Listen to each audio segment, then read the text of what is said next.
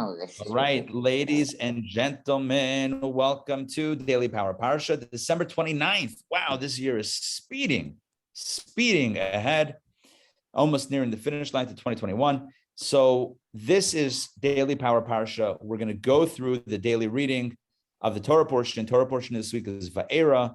We're in the plagues begin. We've had a lot of introductory narrative.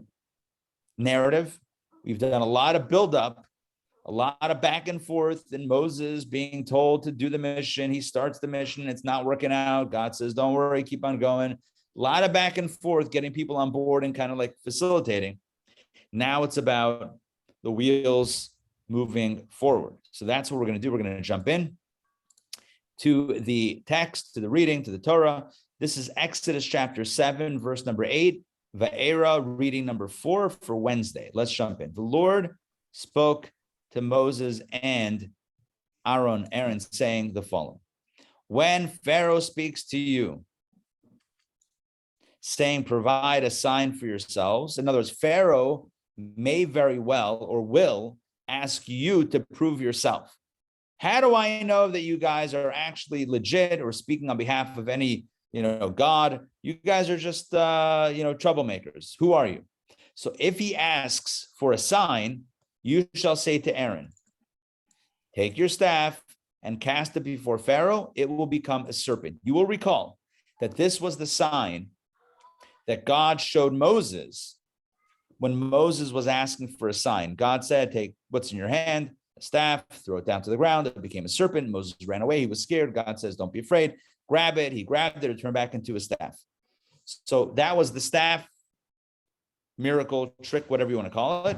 And here it surfaces once again in the context of God telling Moses, it's very likely that Pharaoh is going to ask for a sign. This can be a sign that you can use, that you can pull out of your bag of signs. Tell Aaron, throw the staff, snake, etc. Well, thereupon, the Torah tells us, verse 10, Moses and Aaron came to Pharaoh.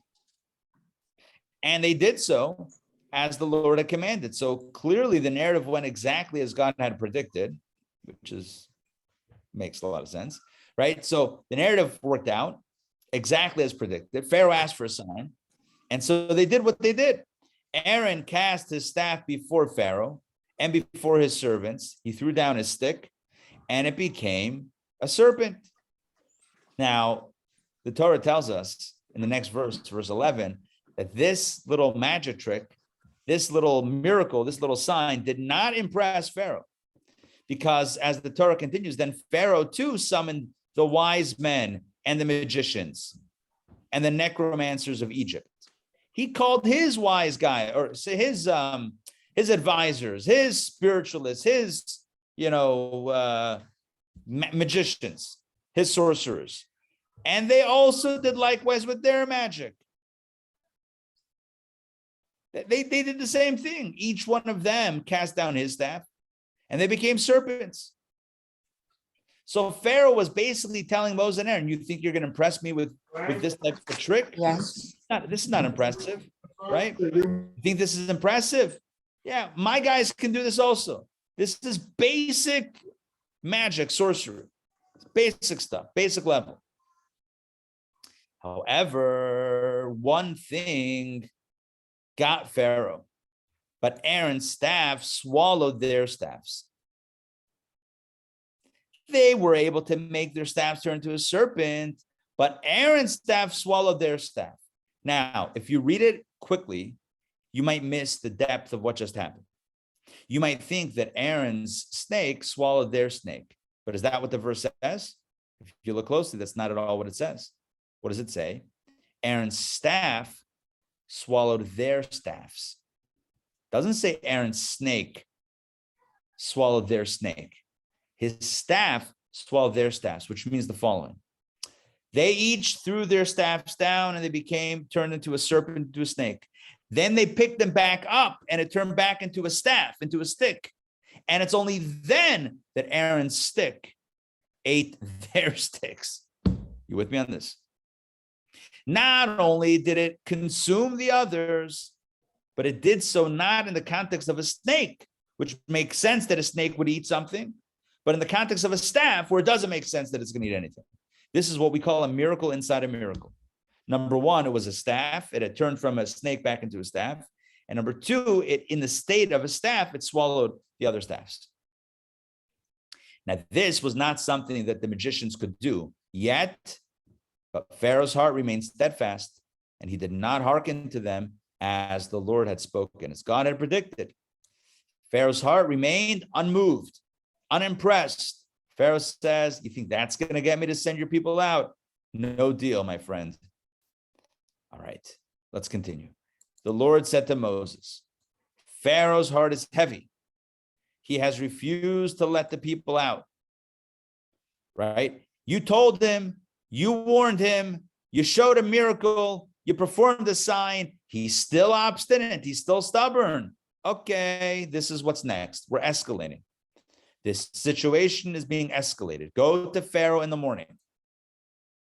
Behold, he is going forth to the water.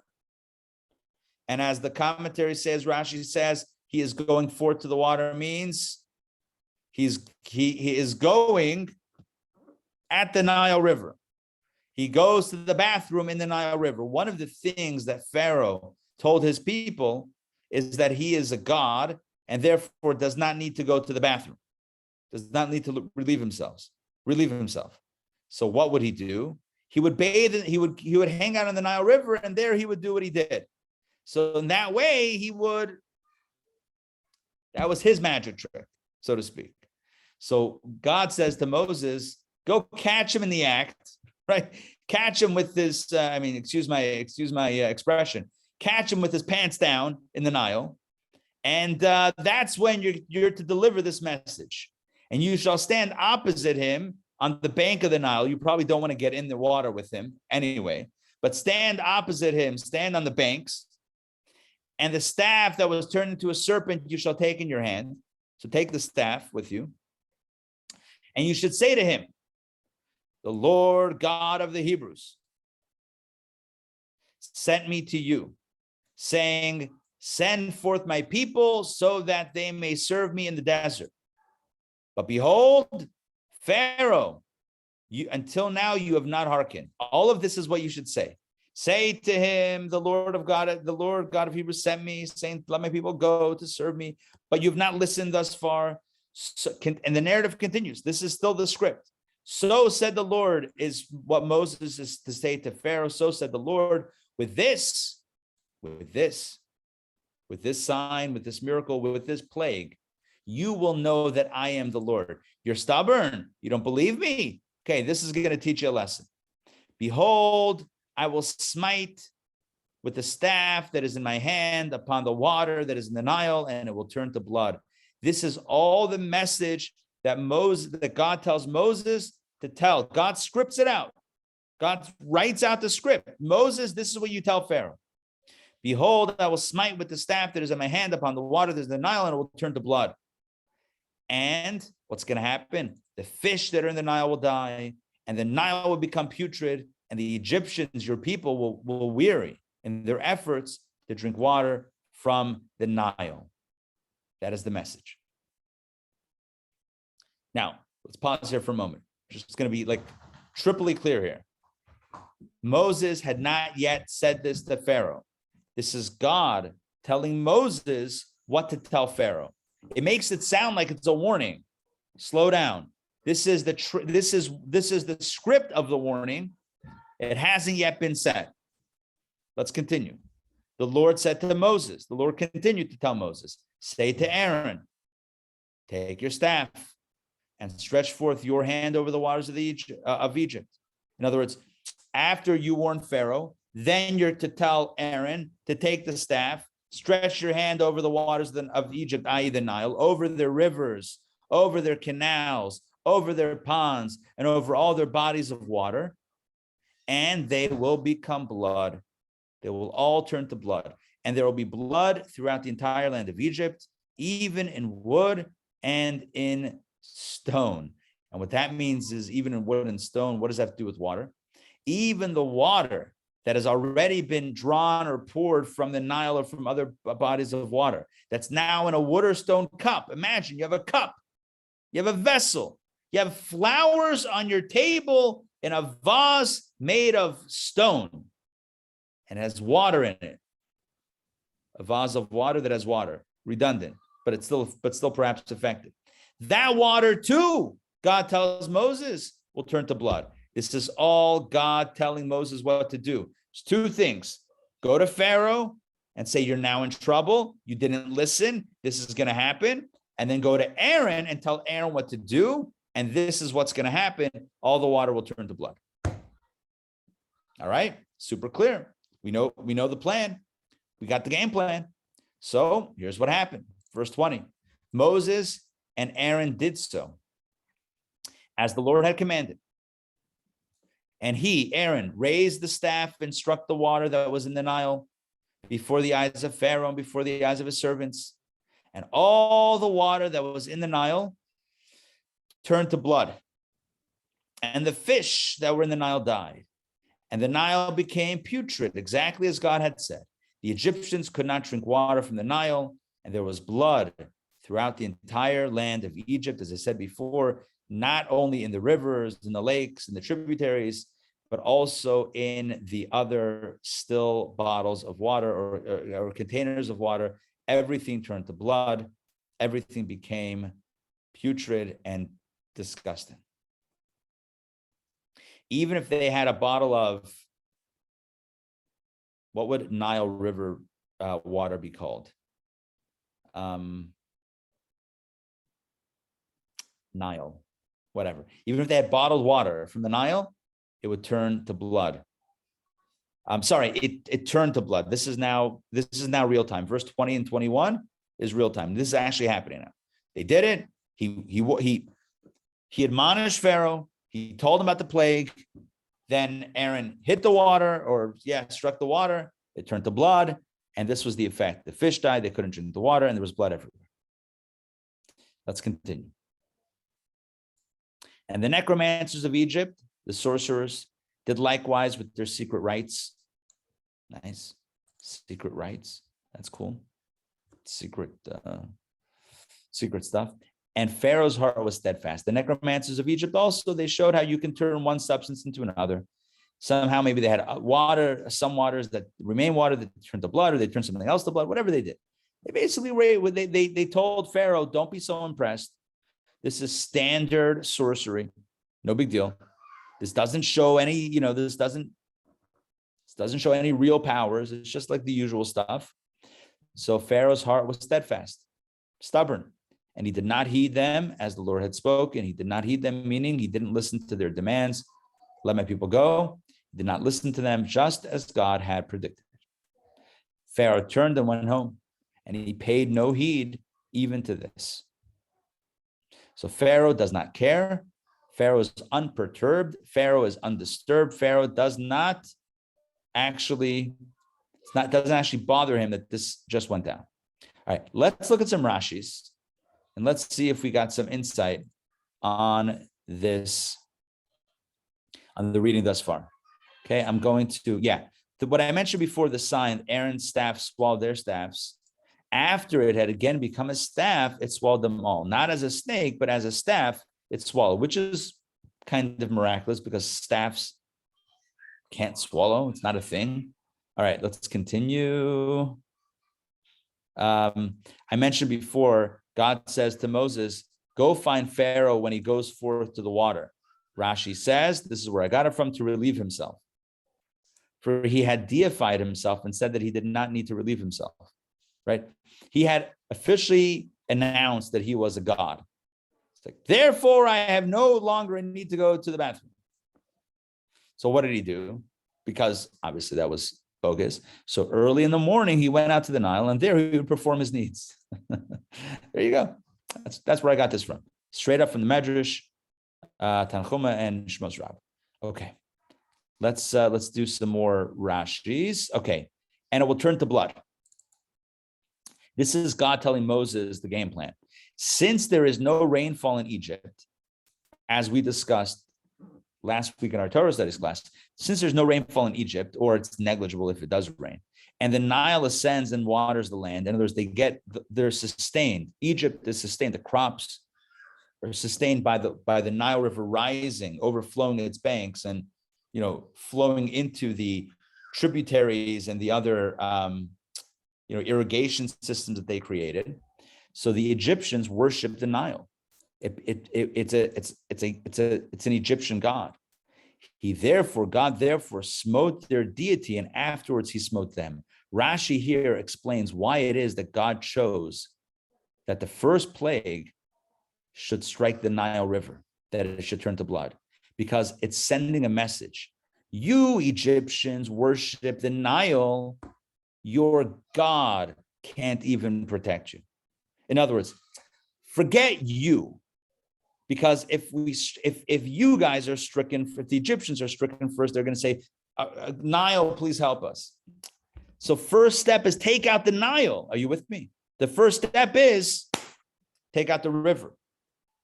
Strike the river with a plague, and that will demonstrate to the Egyptians that there's nowhere to turn. Who are you going to pray to now? The Nile is your whole avodah zarah. It's your whole idol. Now what? There you go. The Egyptians will weary. What does that mean in their efforts to drink water? Rashi says, the Egyptians will become weary trying to seek a remedy for the waters of the Nile so that it would be fit to drink. They're going to try everything. Filtering and whatever. They're going to try any trick to get water from the Nile. It's not going to work. You ever see those things? I think they're called like life straw or whatever it is, where it purifies the water in a straw. It's got this like incredible filter. You could drink polluted waters or whatever it is, and it somehow it filters out all the impurities and it allows you to drink healthy drinking water. It's like an incredible technology that's in the last, 5 years or so. I believe this is a thing. My understanding is it's a thing. So even that in this case wouldn't work, it seems. Right? The Egyptians are going to try everything. It's still not going to work. All right, let's continue. So God tells Moses to tell Aaron to bring the plague, to facilitate the plague. Why say to Aaron? Rashi addresses this. Why should Aaron be the one to hit the Nile with his staff? Since the Nile protected Moses when he was cast into it, the Nile had done Moses a solid by keeping him, alive and afloat. It therefore was not smitten by him, neither with blood nor with frogs, but was smitten by Aaron.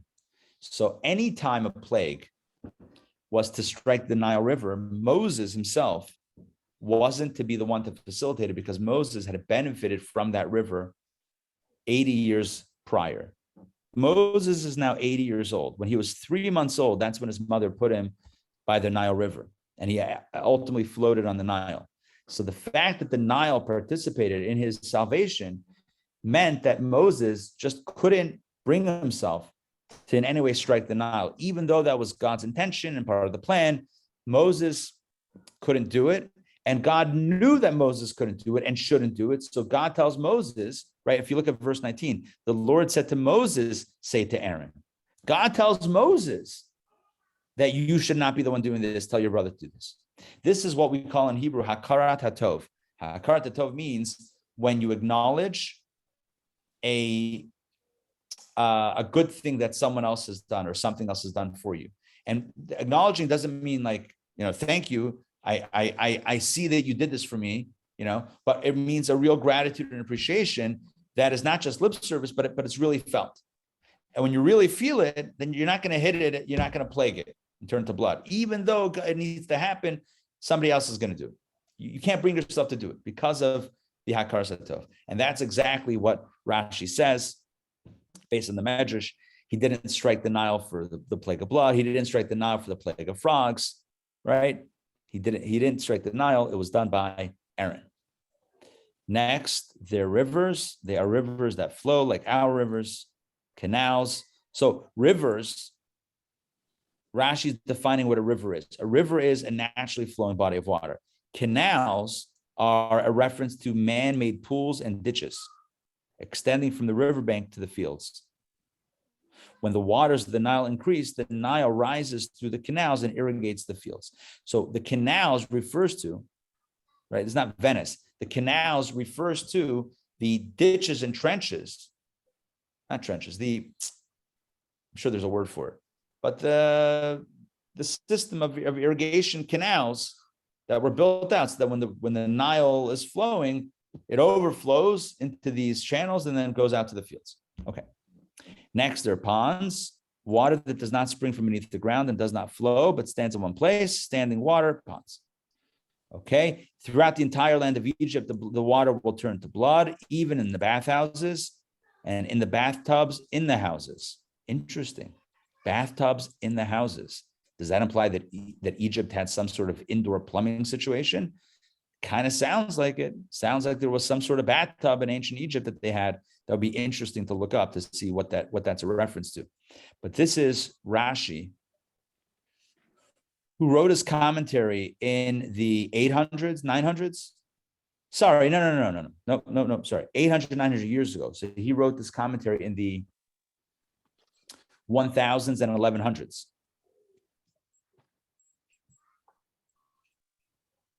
Do we know when indoor plumbing became a thing? When did indoor plumbing become a thing? Anybody know this?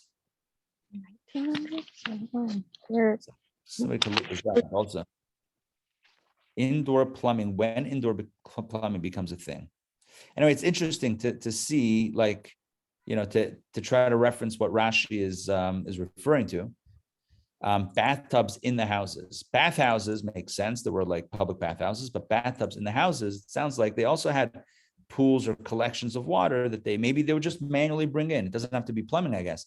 It could just be, they would fill up buckets and take it and, fill up a bathtub in the house for whatever purpose. This says that the ancient Egyptians created one of the oldest plumbing systems. Their construction was based on the rise and fall of the Nile. Egyptians used delicate pipe systems made from clay to move the water from the Nile to their farms. They also used pipes to supply homes with water. Hold on. Is this a Jewish source or just a source? It is actually a plumbing company. There you go. Even better. When I say even better, let me explain. This is not even someone trying to explain a Rashi. This is straight up, right? This is not, there's no bias here. This is straight up, It says history of indoor plumbing, facts you can use. There you go. And we're using these facts. Thank you very much, history of indoor plumbing facts. This is fantastic. So ancient Egyptians, they figured out how to move water.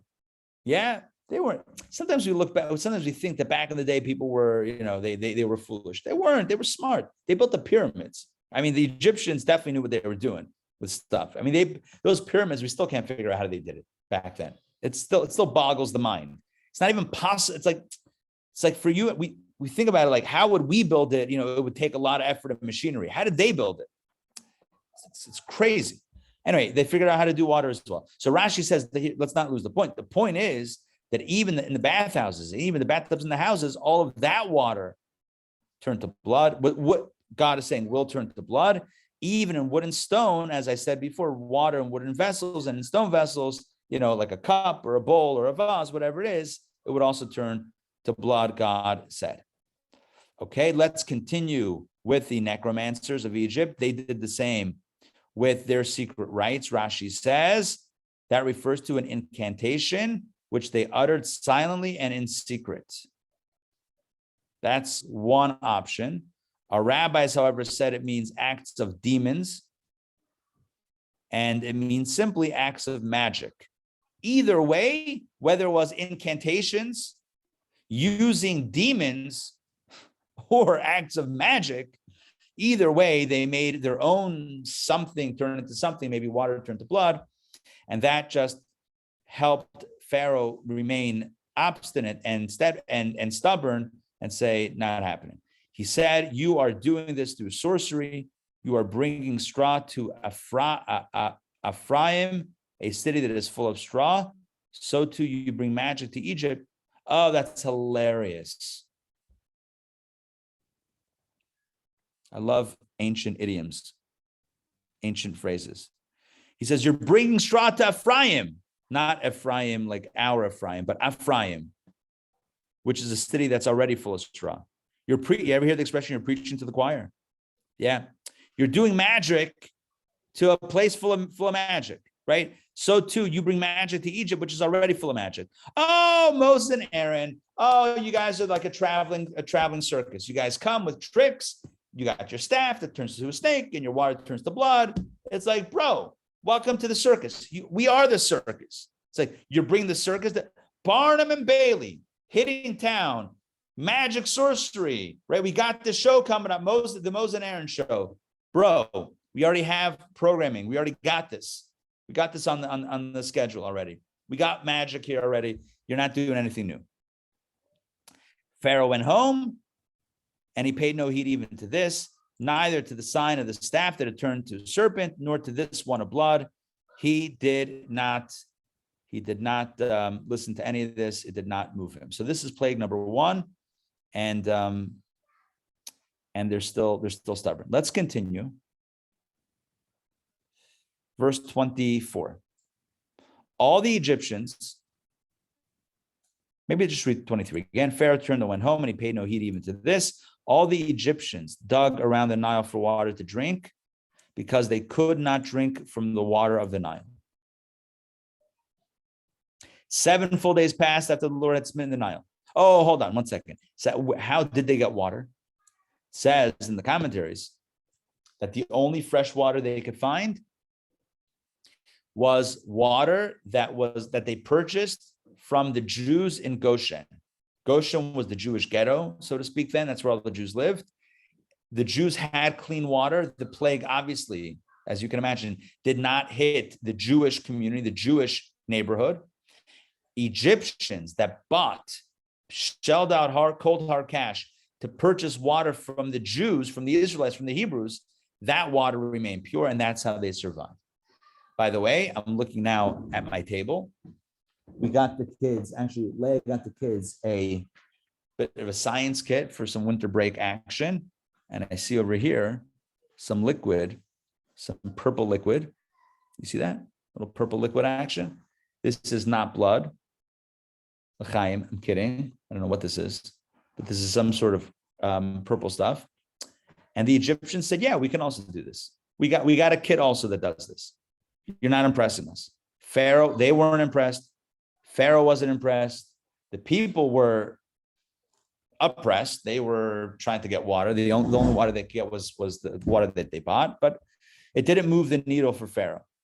Let's continue. 7 full days passed after the Lord had smitten the Nile. So it's 1 week later. And by the way, most commentaries say it's pretty consistent that each plague lasted for a full month.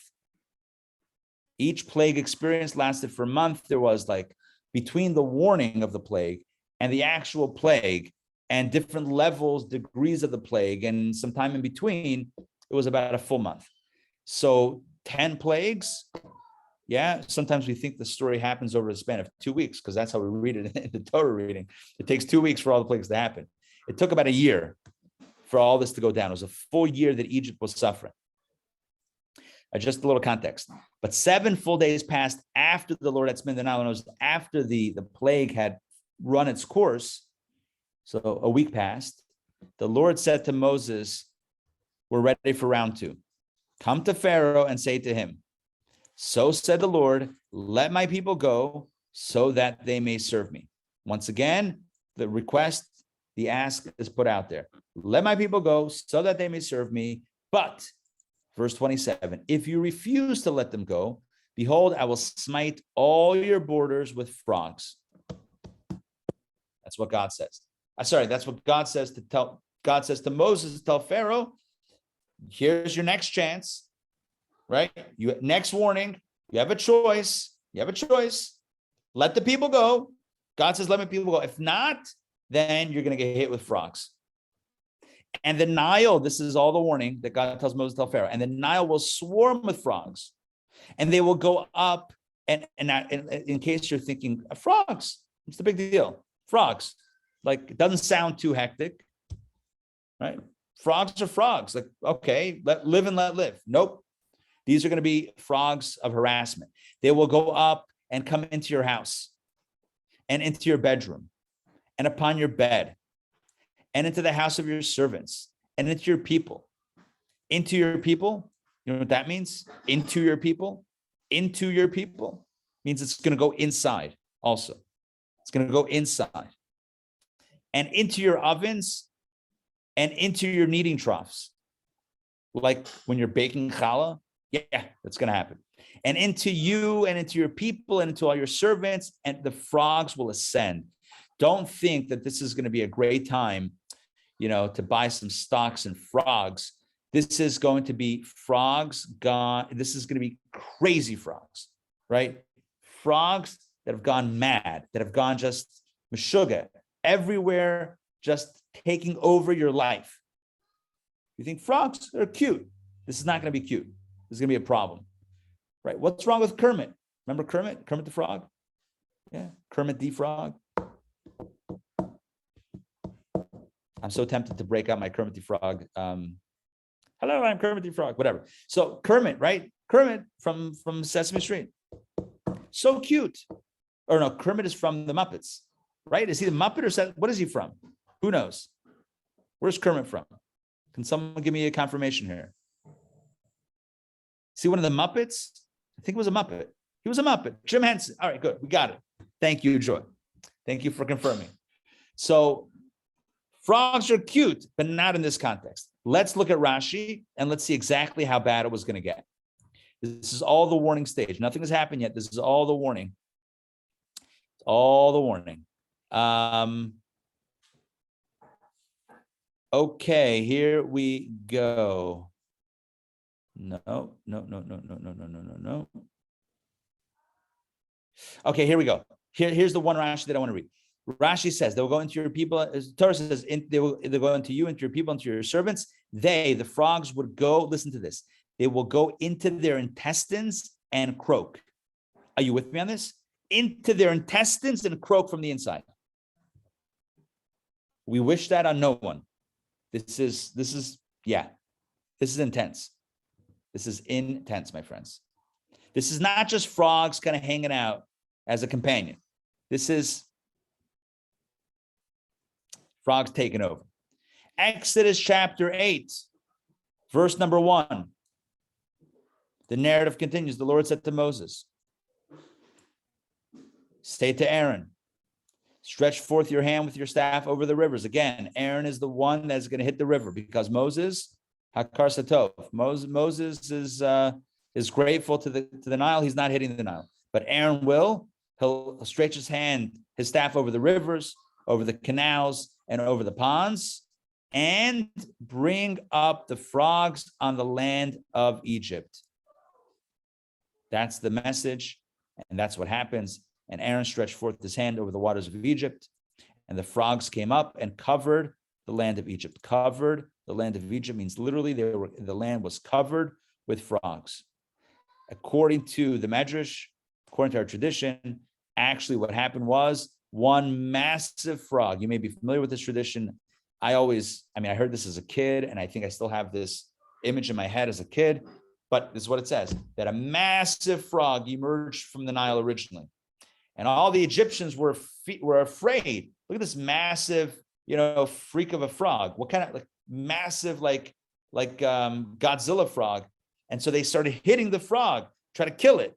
Every time they hit the frog, it multiplied, or frogs came out of its mouth, or whatever it is. It spewed more frogs, like little frogs, but frogs. And the more they hit it, the more it multiplied, and it was a disaster for the Egyptians. However, still not. Hold on. Do I hear footsteps? You want to say hi, Reeves? No? Okay. The answer is no. So this still does not impress Pharaoh nor his sorcerers, because verse 3 tells us what happened next. And the necromancers, that means the sorcerers of Egypt, they did likewise with their secret rites, and they brought up frogs on the land of Egypt. They're like, you made frogs, we can make frogs, no big deal, right? No big deal. A hop, skip, and a jump away, we can make frogs, all puns intended, right? No problem, we can do this too, no big deal. Thereupon, so Pharaoh Pharaoh's not impressed. However, at this point, Pharaoh is a little bit bugged. He's a little bit perturbed. He's bothered by this. So thereupon Pharaoh summoned Moses and Aaron. And he said, entreat the Lord that he remove the frogs from me and from my people. In other words, and you could probably imagine him doing air quotes around the Lord, right? Go to the Lord. Like Pharaoh believes at this point that it's probably a magic trick that they're doing because his guys can do it. These guys have done it, but these guys can't take away what those guys did. So he goes to Moses and says, take away your Lord's thing. And I will and look what he says here. This is after plague number 2. He's already, feigning negotiation. Feigining, feigning, right? Not really doing this, but like pretending. And I will let the people of Israel, and I will let out the people of Israel so that they may sacrifice to the Lord. So Pharaoh says after plague number 2, after 2, he allegedly, seemingly is tapping out. He's saying, okay, I'm out. Mercy. Yeah, I'm out. Go to God, tell him to take away the frogs, and I'm going to let the people out so they can serve God. Moses knew that this was not legit. Moses said to Pharaoh, verse 5, boast of your superiority over me. Just try. Just try to boast of your superiority over me. For when shall I entreat for you, for your servants, and for your people to destroy the frogs from you and your houses, that they should remain only in the Nile? Moses says to Pharaoh, let's do a bit of a test over here. Let's see who's stronger than who. Let's see who's more powerful than who. To demonstrate my power, my ability, or God's ability, more precisely, you tell me what time the plague should be gone. You tell me when you want to see these frogs gone. You tell me. This is like a called shot. Like, you tell me, and I'm going to get it done. And Pharaoh said, for tomorrow. Tomorrow, I want you to take it away. Not now, tomorrow. And Moses said, as you say, on your clock, at your time, in order that you should know that there is none like the Lord our God. I'm going to do it not only when God wants it, but when you want it. And that way you're going to know that this is indeed God's ability to do it on demand. All right, let's take a look at Rashi's. We have a few verses for Rashi. Okay, Rashi. Okay. Here we go. The frogs came up. Literally, and the frog came up. This is what I told you before. Hatzafardea, which is singular. Literally, the frog came up. Rashi says it was one frog. And the Egyptians, hid it, and it split into many swarms of frogs. This is its midrashic interpretation. Again, as I mentioned, this is the medrash. There was one frog, they hid it, and it multiplied into many swarms of frogs. Now, in its simple meaning, it could be said that the swarming of frogs is referred to as singular. And likewise, and the lice were the swarming, pedolier in Old French, swarming of lice, and also grenolide in Old French, swarming of frogs. Okay, the language is not really the Old French. We'll leave that up to the experts, but here's what I'm going to say. According to the midrashic understanding, which Rashi actually puts first, even though he's typically doing the simple explanation. So the midrashic understanding is that there was one frog, that's why it says it in the singular, and then he hit it, and then the Egyptians hit it, and it turned to many frogs. But on a simple level, Rashi says you could get away with saying that you could refer to frogs plural as frog singular. Certain animals that you use the singular expression. Like, how do you refer to one sheep?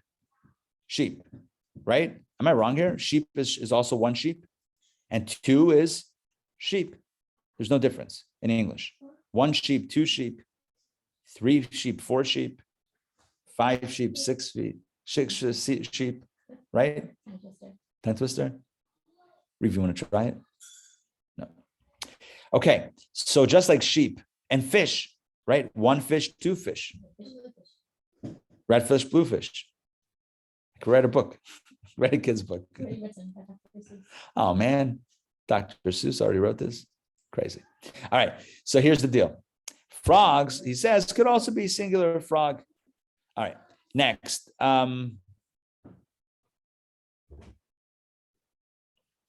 Rashi on the last verse, second to last verse. his alai, boast of his superior over me, similar to shall the axe boast over the one who used with it. It praises itself, saying, I am greater than you. So Moses said to Pharaoh, you praise yourself by acting cleverly and asking a difficult thing and saying, I'll be unable to do it. In other words, you try to get the better of me. You try to tell me when you want the plague on and see if I can do it. It was basically Moses saying, not only am I going to get it done, I'll get it done when you call it, and that's going to prove to you that it's legit. That which I entreat for you today, next Rashi, regarding the extermination of the frogs, tell me, when do you wish them to be exterminated? And you will see whether I fulfill my words for the time that you set for me. As if it were stated, it would mean, when shall I pray? All right, then the rest is grammatical, which we're going to skip. So Rashi says, the Torah said the Pharaoh said tomorrow. Rashi explains, pray today that they should be exterminated tomorrow. And it happened, and so it was, as we'll continue the narrative, it happened exactly at that time. All right, so the first, so this is where we're going to end today. We have exactly two of the 10 plagues that we read about today in today's session. Plague number 1 is where the Nile River turns to blood. And plague number 2 is where the frogs come out of the Nile River and essentially attack. Well, we haven't. Oh, we did. We read about it. Yeah. The frogs came out and attacked the Egyptians. I want to share with you an insight. Well, first of all, let me tell you this. Tonight's Torah class is all about the frogs and the deeper meaning of the plague of frogs. So join me tonight at 7:30 to explore the deeper meaning of the plague of frogs. But I want to share with you something that I won't share tonight, which is the interesting juxtaposition or the contrast that exists between the first and the second plagues. What happens in the first plague is that the cold Nile River, the cold waters of the Nile, turn to blood. So river water is typically cold and blood is typically hot. So you have something cold getting hot. And what happens with the frogs with the second plague? You had frogs that emerged from the Nile River. Hold on. And what did they do? Hold on, let me think about this. What did they do? The frogs jumped into the ovens, right? The frogs, one of the things that we read is that they were going to jump into the ovens, in the ovens. So what does that mean for the oven? The oven was hot and it got cooled down when the frogs, which is a cold-blooded creature, jumped in. So what we have with the first plague is something cold becoming hot. In the second plague, we have something hot, namely the ovens, getting cooled off by the cold-blooded frogs. Frogs are amphibious creatures that are cold-blooded by nature. So we have the cold turning hot and the hot turning cold, and the Rebbe says something powerful. This is what causes the downfall within us on a consistent basis, right? What plagues us? Forget the Egyptians. What plagues us? It's when the cold thing becomes hot and the hot thing becomes cold. Let me explain. It's when the things that we shouldn't care so much about become a big deal. That's the cold stuff becoming hot. And it's when the stuff that we should care about, when we become indifferent to those things. That's the symbolism of the first two plagues. These are not just afflictions of Egypt, but they're signs of what needs to be corrected within our behavior. Something that's cold becoming hot is a problem. If something is not so meaningful, something meaningless, and it becomes this big issue, we become all hits, we become all heated up about it, that's a problem. That's a problem. So what are some examples of that? On a simple level, you can say, somebody says something, did something, you get all upset about it. It's a little thing. Maybe don't become so upset about it. It's a thing. Let it just be. Don't get all heated up. That's number one.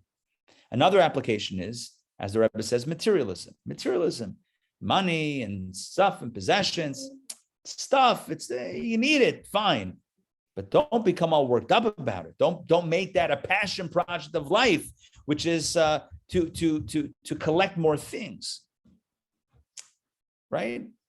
The stuff that's cold, don't make hot. The stuff that, the stuff that you need to get through life, don't make it into a passion project. That's the first plague. That's the sign of the first plague. And what's the second plague? It's even worse. It's when the oven becomes cold. It's when what should be hot gets cooled off. It's when instead of being excited about doing a mitzvah, instead of being excited about davening to Hashem, instead of being excited about studying Torah, no big deal. It's when we don't care about the things that we should care about, that's even worse. So there's caring too much. Elizabeth Taylor once had a robbery at her house. A lot of jewelry was stolen from her. And they asked her afterwards, are you upset? How do you feel? She said, I'm not going to cry over something that won't cry over me. Her point is, these are inanimate objects. So to cry, to literally shed tears over something that cannot shed tears, for me, would be misplaced energy. And I think it fits perfectly into this idea. Something that's cold and essentially dead, for lack of a better term, let's not get all hot and bothered about it, right? Let's not get all like worked up about it.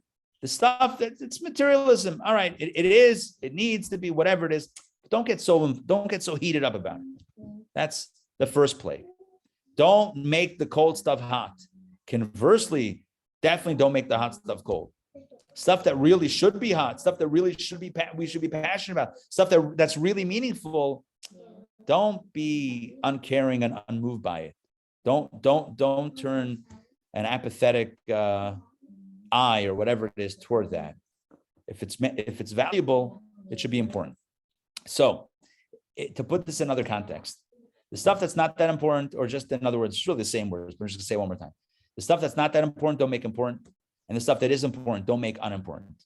As Kavi said, the main thing is to make the main thing the main thing. That's the main thing, right? Good. All right, that's it for today. Tonight, join us for Frogs 101, all about the plague of frogs. But now I just gave you a Chassidic insight on the duality of blood and frogs and the message for our own lives. Really, the bottom line is, when God comes to you and says, this is where I need you to be, don't resist. It's not a good look, Pharaoh. Don't resist. It's only going to get worse. All right, we're a fifth of the way into the plagues. Tomorrow, same bad time, same bad channel. We'll pick up the conversation with the next few plagues. Join me then. Join me tonight at 7:30. Stay tuned for the email with all the details. And I want to wish everybody lots of blessings. Good? Makes sense? All right. Yes. Amazing. Thank you. To you too. Pleasure. We'll see you guys. Have a wonderful day. Take care, everybody. You too. Bye. Thank you. Great to see you.